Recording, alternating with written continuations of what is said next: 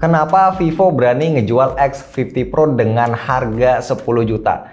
Itu dia pertanyaan yang banyak gue lihat di internet nggak lama setelah Vivo launching X50 Pro. Sebenarnya apa sih ya yang bikin si Vivo ini pede ngejual X50 Pro dengan harga setinggi itu? Nah, makanya di video ini gue mau ngajak kalian buat analisa bareng-bareng. Nggak pakai lama, langsung kita mulai. Si Vivo X50 Pro ini kan pakai Qualcomm Snapdragon 765G 5G SoC. Terus gue iseng cari tahu HP apa aja sih yang pakai 765G ini. Setelah gue cek, mayoritas HP yang pakai chipset ini harganya emang nggak bisa dibilang murah. Kebanyakan juga nggak dijual di sini. Misalnya kayak LG Velvet, HTC U20 5G, atau Motorola Edge. Kalau kita cek harganya nggak ada yang di bawah 8 juta. Gue jadi curiga nih, jangan-jangan harga chipset 765G ini emang masih tinggi. Gue sendiri jujur aja ya, baru pertama kali ini nyobain Snapdragon 765G secara intens. Dan ternyata hasil performanya itu di luar ekspektasi gue. Yang tadinya selama ini gue tuh nyangkanya performanya nggak beda jauh lah dibanding Snapdragon 720 atau 730G. Tapi ternyata ini beda jauh. Gue skip nggak ngetes pakai benchmark, biar lebih afdol gue langsung nyobain performanya secara real world to the point buat main PUBG Mobile.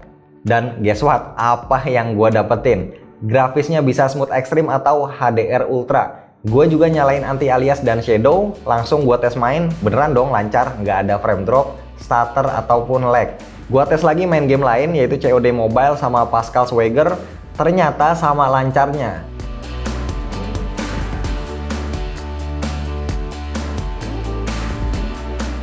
Lah, gue jadi mikir, ini sih feel-nya emang mirip flagship yang pakai Snapdragon 800 series. Mungkin karena inilah harga chipsetnya itu masih mahal. Selain chipset, gue juga ngeliat desain sama layar Vivo X50 Pro itu udah masuk kategori flagship.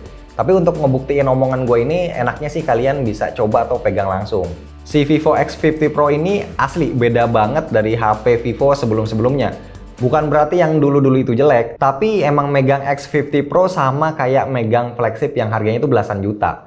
Bodinya punya lengkungan, ada di depan dan juga belakang, bikin kelihatan jadi eksotis. Bahannya juga pakai metal sama kaca, terus warnanya ini elegan, pakai finishing frosted jadi nggak gampang kotor. Terus desain kamera dual tone stepnya itu enak dilihat, bodinya juga relatif ringan. Cuma tetap sih kalau dari gua itu ngelihat lengkungan layarnya, mereka nyebutnya 3D Curve Ultra O-Screen ya. Ini paling bikin berasa flagshipnya. Bisa gue bilang feel-nya udah sama kayak megang flagship merek sebelah yang harganya jauh di atasnya. Apalagi pas layarnya nyala. Panel ITRI AMOLED 90Hz yang dipakai makin bikin berasa beneran flagship. Ditambah lagi juga udah support HDR. Rasanya sih nggak ada ya yang bisa tahan godaan combo maut dari layar ITRI AMOLED 90Hz dan juga HDR.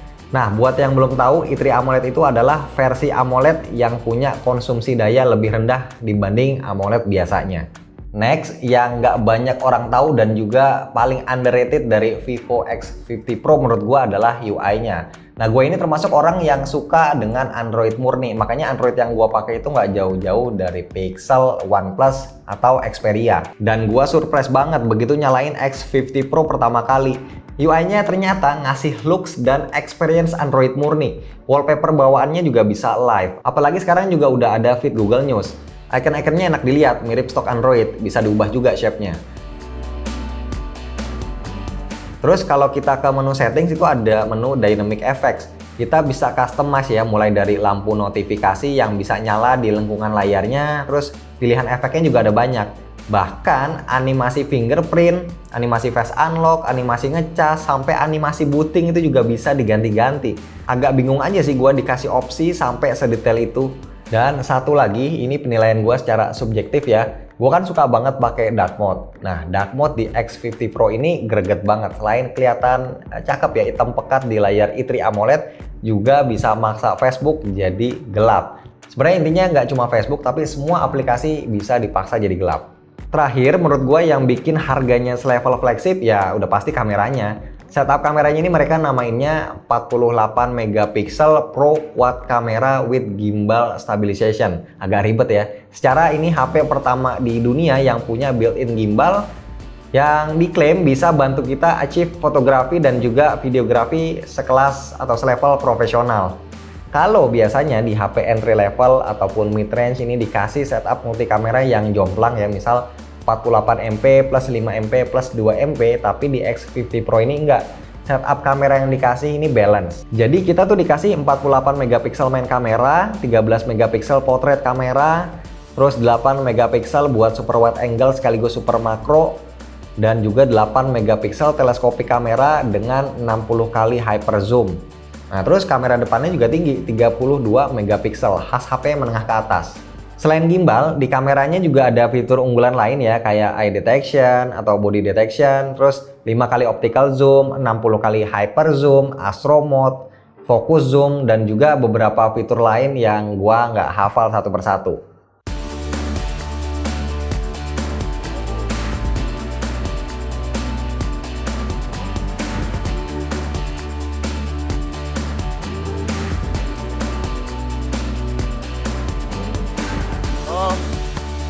Action.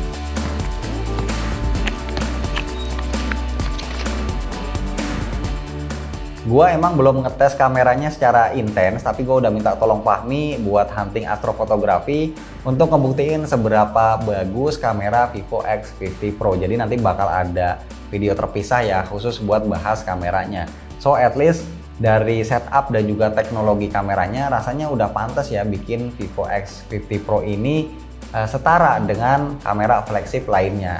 Oke, itu dia tadi beberapa hal yang menurut gua bikin Vivo pede untuk menjual X50 Pro dengan harga 10 juta. Sekali lagi, itu menurut gua. Nah, gimana menurut kalian? Coba langsung aja komen di bawah.